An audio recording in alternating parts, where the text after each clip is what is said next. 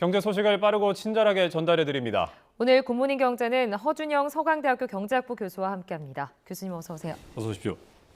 교수님, 오늘은 좀 스무스하게 이제 게임 얘기를 좀 먼저 해보겠습니다. 이제 위기의 K 게임이라 이런 말이 나오고 있다고 합니다. 이제 좀 매출 감소가 있다고 하는데 좀 어떤 내용입니까?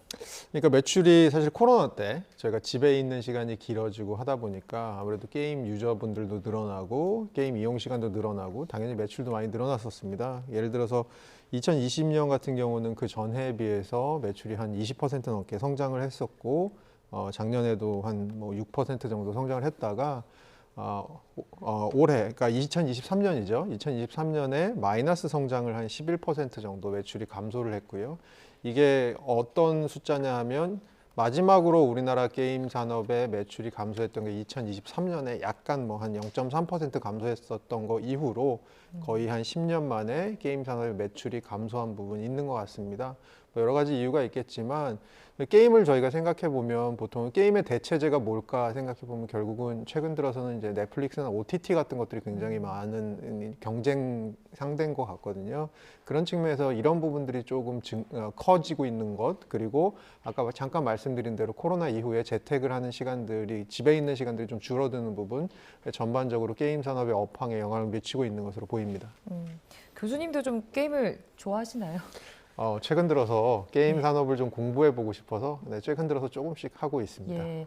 지금 보면 지난해 게임사들의 좀 실적을 제가 짚어보면 그 리니지로 유명한 NC소프트 있잖아요. 영업이익이 75% 감소했어요. 근데 반면에 NHN은 영업이익이 42%가 증가했습니다. 이처럼 같은 상황인데도 불구하고 이 게임사의 실적 양극화가 나타나고 있는 배경도 좀 궁금하거든요. 게임이라는 게 결국은 이제 세계관이나 스토리, 캐릭터, 이미지, 배경음악, 저희가 보통 이런 걸 다 이제 지식 재산권, IP, 인텔렉츄얼 프로퍼티라고 부르는데요. 결국은 기존에 잘 설정되고 런칭이 잘 된 IP들을 어떻게 확장하느냐, 이게 또 하나의 관점이고요. 또 하나의 관건은 이런 것들이 사실 국내 게임 시장은 이미 포화 상태라는 얘기들이 많이 있거든요. 예. 거기다가 글로벌 시장으로 그럼 결국 진출을 해야 되는데, 이 글로벌 시장에서 사실 중국 기업들이 최근 들어서 게임 산업에 굉장히 활발하게 진출하고 있는 부분, 그래서 경쟁도가 좀 높아지는 부분이 있는 것 같습니다. 그래서 이렇게 실적이 좀 양극화되는 기업들의 행태를 조금 보면 결국은 잘된 기업들은 기존에 있던 IP들, 지식 재산권들을 굉장히 확장을 잘하고 신작을 잘 개발한 데다가 글로벌 시장, 특히 뭐 인도나 동남아시아처럼 인구가 굉장히 아직 젊고 빠르게 증가하는 이런 지역, 아무래도 게임을 하시는 분들이 인구가 좀 젊은 분들이 많을 거지 않습니까? 그래서 이런 분들의 안착을 잘한 기업들은 상대적으로 수익과 매출이 잘 나왔고요. 그렇지 않은 기업들은 고전을 했던 한 해가 아닌가. 특히 뭐 예를 들어서 저희가 방금 전에 말씀드렸던 게임 중에 하나, 뭐 리니 같은 게임 같은 경우도 최근에 아류작들이 굉장히 많이 생기면서 상대적으로 그쪽 게임에 있어서의 어떤 독점적인 지위 같은 거 좀 떨어지는 부분, 이런 부분들이 아마 작용을 하는 것 같습니다. 자, 교수님, 그러면 게임 산업의 매출 저하, 그다음에 방금 전 설명해 주신 이런 기업들의 실적 양극화 현상, 이런 게 좀 뭐 지난 한 해 게임 기업들의 좀 주가에는 좀 반영이 된 건가요? 네, 전반적으로 1년 전하고 살펴보니까 주가가 게임 산업에 있는 기업들 대부분의 주가가 한 크래프톤이나 NHN 정도 지금 말씀해 주셨던 두 기업을 제외하고는 전반적으로 지금 주가가 굉장히 하향 추세에 있는 것으로 보이고요. 아무래도 게임 산업의 업황이 조금 안 좋은 것들이 전반적으로 여기에 지금 반영되어 있는 것으로 보입니다.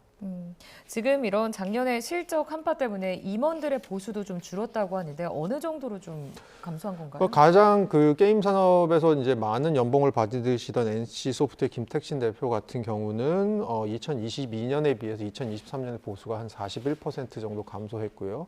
그리고 뭐 또 다르게 보면 기존의 게임 산업에서 그 CEO들이 연봉을 100억을 넘으시던, 연봉이랑 스탁 옵션이랑 다 해서 100억을 넘으시던 분들이 계셨는데 작년에는 그런 것들이 전반적으로 이제 사라져서 가장 최고 연봉을 받으신 분이 방금 전에 말씀드린 김택진 NC소프트 대표 같은 경우는 그 전에 비해서 41% 감소한 한 72억 정도 연봉을 수령한 것으로 보이고요. 이분에 그치지 않고 전반적으로 뭐 예외적인 크래프톤 대표이신 분, 뭐 3배 정도 증가하신 분을 제외하고는 전반적으로 지금 게임사의 어떤 대표자들의 연봉이 굉장히 많이 감소하고 있는 추세입니다. 자, 교수님, 이제 요즘에 이제 게임 업체들이 좀 이제 대표나 아니면 CEO나 이런 걸 좀 교체를 하는 시즌인 것 같아요.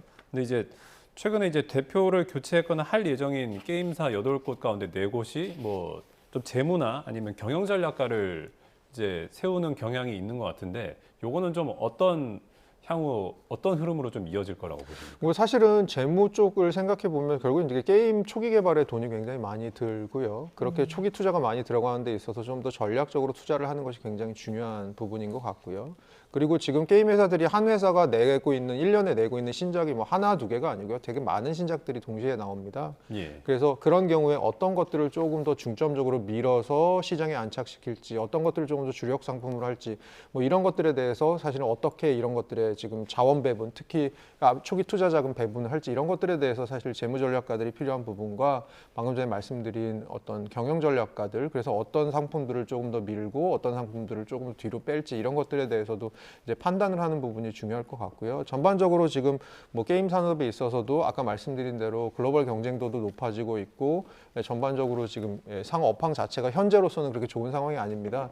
거기다가 조금 또 하나 말씀드리고 싶은 게 우리나라에서 보통 게임이라고 하면 60% 정도 쉐어를 차지하고 있는 것이 온라인 게임, 모바일 게임입니다. 아무래도 인터넷 보급이 워낙 잘 돼 있고 PC 보급률도 높고 하다 보니까 특히 많은 인구가 대도시 주위에 살다 보니까 운전보다는 대중교통 같은 것을 많이 이용하다 보니까 저희가 보통은 인터넷에 접속을 하지 않는 딱 2가지 순간이 있다고 하더라고요. 그게 하나가 운전을 할 때고 예. 또 하나가 잠을 잘 때라고 하더라고요. 그만큼 사실은 운전하는 시간 빼면 저희 대부분의 분들이 대중교통 이용할 때 이제 게임을 많이 하시는 걸 볼 수 있는데 이 온라인 게임 시장보다 글로벌리 보면, 그러니까 우리나라는 온라인 게임 시장이 다 대다수인데 60% 쉐어가 넘는데 글로벌리 보면 사실 되게 빠르게 성장하고 있는 부분이 콘솔, 저희가 게임기 게임 있잖아요. 네네. 그러니까 게임기를 디스플레이, 텔레비전 같은 데 연결해서 하는 게임 있잖아요. 이 시장이 빠르게 성장하고 있습니다. 예를 들어서 2021년에 전체 게임 시장에서 차지했던 비중이 20% 초반이었던 게 2022년에 이게 25%까지 올라가서 전 세계 한 70조 원 정도의 시장이 지금 창출되어 있는 상황이거든요.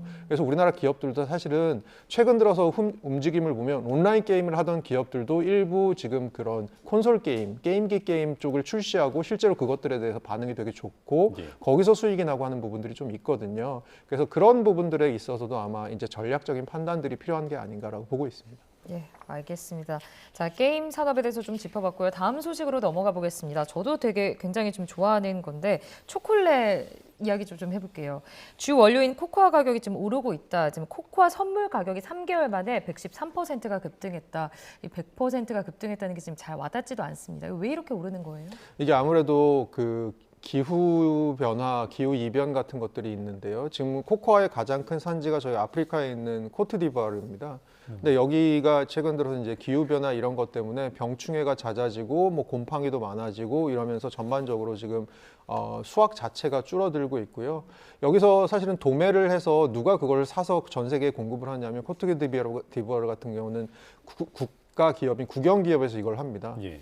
그랬을 때 최근에 이 국영 기업이 코코아의 매입가를 한 60% 넘게 올린 경험이 있는데요. 그렇게 생각해 봤을 때는 그러면 결국은 뭐 이것들이 가격을 통해서 반영이 되는 게 아닌가라고 생각을 할 수가 있고요. 그래서 전반적으로 지금 코코아 선물 가격을 보면 작년에 한 톤당 2,000달러 정도였던 선물 가격이 최근에 8,000달러 넘게 한 4배 넘게 올라가 있는 상황입니다. 그래서 이 상황이 지금 전반적으로 글로벌 코코아 가격 그리고 그 코코아를 원료로 만드는 초콜릿 가격을 지금 올리고 있는 우울한 일이 벌어지고 있는 것이죠. 자, 그럼 당분간 이런 그 관련된 코코아라든지 아니면 초콜릿 제품 가격 상승은 불가피할 것 같고 당분간 이제 떨어질 가능성도 좀 적어 보이는 거네요. 근데 이게 약간 트렌드가 조금 있습니다. 이제 코코아 같은 경우가 대표적으로 어떤 산물이냐면 조금 이 저개발 국가, 그 아프리카에 있는 저개발 국가 같은 데서 만드는데 여기 이슈가 굉장히 많습니다. 이 코코아 밭을 만들기 위해서 보통 뭐를 하느냐 하면 그 원시림들을 태워서 그 태운 것을 가지고 이제 코코아 밭을 만들고 뭐 이렇게 합니다. 그러면 예. 당연히 우리가 생각해 볼 수 있는 것이 원시림을 태울 때 나오는 수많은 열과 먼지들 거기다가 원시림이 없어짐으로 해서 전반적으로 글로벌 워밍에 더 악영향을 주는, 사실은 제가 아까 잠깐 말씀드렸지만 기후변화 때문에 이런 코코아 산지들이 영향을 받는다고 했지만 사실은 코코아 산지들을 확장하는 과정에서 또 기후변화를 약간 추동하는 부분도 있는 것 같습니다. 예. 그리고 코코아 같은 경우가 대표적으로 생산할 때 물이 굉장히 많이 들어가는 산업이라고 하더라고요. 그래서 사실은 코코아 산업이 가지는 환경 측면에서의 조금 부정적 영향 같은 것들이 있는 것 같습니다. 그래서 최근에 유럽에서 이 코코아를 대체할 수 있는 인공 코코아 같은 것을 개발하는 것에 성공하기도 했었고 이런 흐름도 있거든요. 예. 전반적으로 봤을 때 이 코코아 산업이라는 것 자체가 단순히 한 해의 기후 이변 때문에 이렇게 가격이 오른 것으로 보는 것도 타당할 수 있지만 또 한편으로 봤을 때는 좀 더 중장기적인 어떤 기후 변화에 조금 관련을 맺고 있다. 그렇게 봤을 때는 코코아의 가격 같은 것이 예전과 같이 아주 싸질 수 있는 환경은 조금 아닌 것으로 변하는 게 아니냐라는 부분도 조금 생각해 볼 필요가 있을 것 같습니다. 알겠습니다. 자, 마지막 주제도 좀 이야기를 나눠보겠습니다, 교수님. 그 IT 총수들이 자사주를 대량 매각에 나섰다 이런 보도가 지금 나왔는데 글쎄요, 이걸 어떻게 해석을 해야 될까요? 매각을 했다. 그러니까 미국 증시가 좀 고점인 거 아니냐 이런 좀 우려도 나오고 있는데 어떻게 보셨습니까? 네, 그렇게 생각할 수 있는 부분도 있을 것 같습니다. 자사주 매각이 사실 올해가 거의 최대인 것 같다고 하는데요. 그거는 결국은 이제 이미 많이 올랐으니까 차익 실현을 하는 부분도 있겠지만 또 한편으로 봤을 때는 이 주식을 갖고 있는 그래서 그 산업에 투자하는 것보다 더 나은 투자처를 찾는 것의 어떤 증거들이 아니냐라는 얘기들이 결국은 최근 들어서 저희가 뭐 S&P나 다우 이런 것들이 엄청나게 많이 올랐던 그 가파른 상승세를 보였던 것이 결국은 미국의 기술주 중심의 어떤 성장세가 있었는데 M7 기업들의 지금 그 매니지먼트 7 기업들의 총수들이 지금 요거 자사주 소각을 매각을 많이 하고 있다라는 것들이 결국은 이런 최근에 M7 중심의 반등의 거의 끝자음에 와 있는 게 아니냐, 그것의 징후가 아니냐라는 식으로 해석이 지금 나오고도 있는 것 같습니다. 자, 그러면 이거를 좀 기술주 주가가 뭐 정점에 다다랐다 뭐 이런 해석도 나오는데 그렇게 볼 여지가 있다는 말씀이신가요? 이게 저희가 좀 돌아가 볼게 그 월가의 전략가들이 올 말에 어느 정도 S&P가 가 있을까라고 생각했던 지수가 목표치가 5,200이었습니다. 그런데 지금 이미 5,200은 상회한 상황이죠. 지금이 언제냐면 4월도 아직 되지 않았습니다. 3월 말입니다. 이렇게 봤을 때 최근 들어서 어떤 흐름이 있냐. 많은 은행들에서 이 월가의 전략가들이 올 말 S&P 전망치를 상향하고 있습니다. 그래서 5,200을 잡았던 데들이 보통 한 지금 5,500이나 5,400 정도로 상향해서 잡고 있다. 그렇게 봤을 때는 전반적으로 향후에 추가 상승 여력이 좀 있는 것으로 시장은 보고 있다라고 보는데 네. 제가 좀 말씀드리고 싶은 팩터가 한 2개 정도 있습니다. 거시 팩터가 있고 산업 팩터가 하나 있는데요. 거시 팩터 같은 경우는 지금 올해 금리 인하 3번 정도 할 거라고 얼마 전에 FOMC에서 이제 또 다른 전망치가 나왔죠. 예. 그것과 올해 미국 경제 최근 들어 미국 경제 성장률을 보면 작년 말 성장률 전망치가 뭐 OECD나 IMF 같은 데서 지금 1.5%였는데 최근 들어 이 성장률 전망치를 2.1%로 2% 초반으로 상향 조정하고 있거든요. 그 얘기는 결국은 미국 경제는 경착륙이 아니고 굉장한 연착륙을 하거나 혹은 착륙이 없을 수도 있다라는 얘기들로 지금 스토리가 가는 것 같은데요. 예. 전반적으로 이런 거시 팩터들은 현재 주가 가격에 대부분 다 반영은 돼 있는 것 같습니다. 그래서 향후에 5,200이었던 S&P가 더 올라갈지 떨어질지는 생각보다, 그러니까 더 올라갈 수 있는 여력은 생각보다 연준이 금리 인하를 조금 더 강하게 할 경우에는 분명히 S&P에 굉장한 호재로 갈 수 있겠죠. 그래서 5,200 전망이 5,400이나 5,500 전망으로 갈 수도 있겠죠. 반대로 생각했을 때 조금 하방 리스크 2개 정도라고 하는 것은 기업들의 실적이 생각보다는 잘 안 나올 가능성, 요것들이 하방 리스크 중에 하나고 또 하나가 현재 연착륙을 할 거라고 보고 있는 미국의 거시 팩터, 거시 경제가 조금 생각보다 경착륙의 스토리로 흐르는 그런 경기 침체의 징후들이 갑자기 나타나는 이런 경우에는 아무래도 전반적으로 부담이 될 수밖에 없겠죠. 이런 것들이 지금 월가에서 일부 전략가들이 5,200이었던 전망치를 나는 4,500 정도로 이제 다시 보겠다라고 하는 분들도 계십니다. 반대로 6,000까지 보는 분들도 계신데 그것은 경제가 지금처럼 잘 연착륙으로 흘러가고 금리 인하 3회 정도가 일어나는 상황에서 우리가 생각하는 M7 기업들을 중심으로 기술주들이 생각보다 실적이 더 기술 기업들이 잘 나오는 경우 이런 경우에는 아마 그렇게 갈 수 있을 거다라고 보는 것 같아요. 그래서 이런 여러 가지 시나리오별 전망이 최근에 나오고 있는 상황이고요. 이것은 거시 팩터와 어떤 각 산업의 팩터들이 같이 이제 상호작용을 하는 부분 같습니다. 자, 지금 이 미 경제 관련해서 이제 주가도 좀 흐름을 보면 뉴욕 증시가 지금 일제히 하락을 했습니다. 고점 부담에 좀 숨고르게 들어간 것 아니냐라는 우려도 나오고 있고 워낙에 많이 올랐으니까요. S&P 500 지수도 5,218선에서 하락 마감했는데 어떻게 해석을 해야 될까요? 이게 PER이라고 하죠. 기업이 벌어들이고 있는 수익에 비해서 지금 주가를 보면 PER이 최근 20년간 평균에서 한 33% 정도 높은 상황입니다. 그러니까 지금 가격 밸류에이션은 굉장히 높게 형성돼 있는 건데요.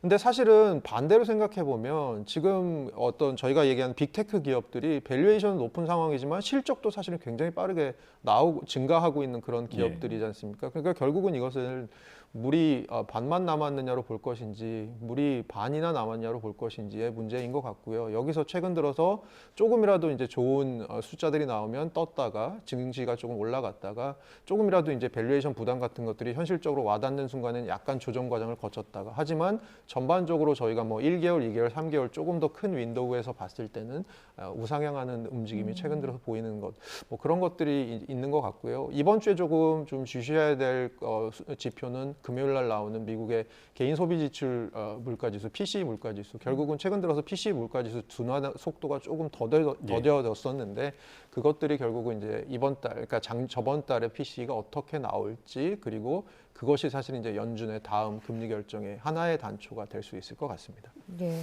알겠습니다. 오늘 굿모닝 경제는 여기까지 듣겠습니다. 지금까지 허준영 서강대학교 경제학부 교수 모시고 이야기 나눠봤습니다. 교수님 모습 고맙습니다. 고맙습니다.